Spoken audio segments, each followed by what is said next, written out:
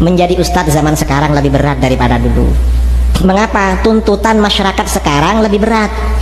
Kalau dulu orang itu bertanya kepada ustadz pertanyaan ringan-ringan saja, ustadz ini hukumnya gimana, ini hukumnya haram, selesai. Kalau sekarang nggak selesai, tanya lagi, ada dalilnya kan? Ya kalau ada hukum pasti ada dalil. Mana ada hukum tidak ada dalil? Dijawab ada, tanya lagi, dalilnya Al-Quran apa hadis? Padahal sebagian besar hukum fikih dalilnya kias.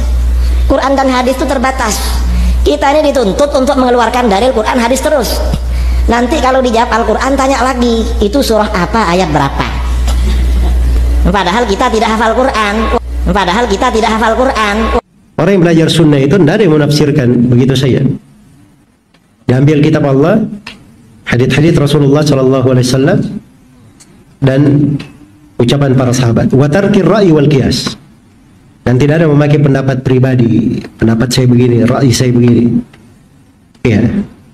Biasanya orang-orang yang mengandalkan, oh kalau menurut saya begini, biasanya itu seperti yang dikatakan oleh Umar bin Khattab radhiyallahu taala. Kata Umar, sebagaimana dalam riwayat Al-Baihaqi di dalam kitab Al-Madkhal ila Sunanil Kubra, kata Umar, iyyakum wa ashabir ra'i, fainahum a'da'us sunan. Hati-hati kalian dari orang yang mengikuti ra'i, sebab itu musuh-musuh sunnah. Kenapa? Ayatkum ahadithu Rasulillah sallallahu alaihi wasallam ay yahfaduha faqalu bir ra'i. Mereka ini sulit menghafal hadits-hadits Nabi sallallahu alaihi wasallam. Karena dia sulit menghafal hadits Nabi, akhirnya dia pakai pendapat saya begini, pendapat saya begitu. Nah, itu jalannya ahlul bidah. Makanya sebagian ahlul bidah itu ada yang keceplosan juga ya. Kayak ini Salafi ini dia bikin kita rumit ini. Dulu orang kalau kita ngajar nggak ada yang tanya dalil, tapi setelah Salafi muncul kita ditanya dalil terus. Padahal kita nggak bisa hafal dalil.